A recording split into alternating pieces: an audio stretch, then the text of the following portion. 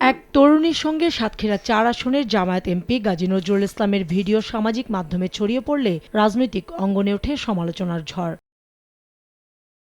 শুরুতেই এই video AI দিয়ে তৈরি বলে দাবি করে জামাত সংশ্লিষ্ট বিভিন্ন মহল। পরে সামাজিক যোগাযোগ মাধ্যমে ওই তরুণীকে নিজের দ্বিতীয় স্ত্রী হিসেবে দাবি করেন জামায়াতের সেই এমপি। বিয়ের কাবিননামা ও তরুণীর বায়োডাটায়ও অসঙ্গতির অভিযোগ ওঠে। নৈতিক স্খলনের দায়ে তার সংসদ সদস্যপদ বাতিলের দাবিতে বিক্ষোভ করেন তার নির্বাচনী এলাকার অনেক মানুষ।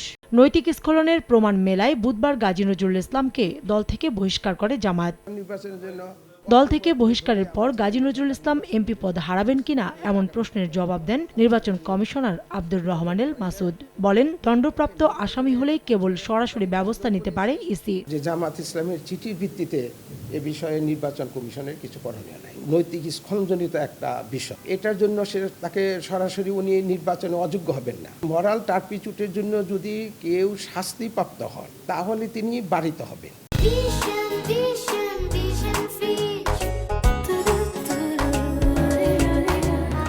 জানান, নৈতিক স্খলনজনিত কারণে রাজনৈতিক দল থেকে বহিষ্কার করলেও অভিযুক্ত সংসদ সদস্যের পদ বাতিলের এখতিয়ার আইনে নেই। সংসদ থেকে চিঠি পেলে তবেই আইনি ব্যবস্থা নিতে পারবে ইসি। এই সংক্রান্ত যদি কোনো ডিসপিউট অ্যারাইজ করে তাহলে সংবিধানের ৬৬(৪) অনুচ্ছেদ অনুযায়ী পার্লামেন্ট কর্তৃক নির্বাচন কমিশনের নিকট রেফার করতে হবে। ওইটা পাওয়ার পর নির্বাচন কমিশনের রেফারেন্স পাওয়ার পর এ ব্যাপারে যথাযথ তদন্তপূর্বক তার সিদ্ধান্ত জানাবে। উনি পদত্যাগ করেন নাই, ওনাকে এক্সপেল করছে। এই এক্সপানশন পদত্যাগের মধ্যে আসে কিনা এটা একটা বিশ্লেষণের বিষয়, কন্ট্রোভার্সিয়াল একটা বিষয়।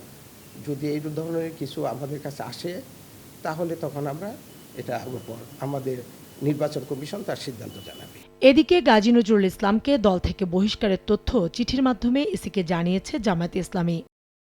কাউসার চৌধুরী কুমু, সময় সংবাদ, ঢাকা।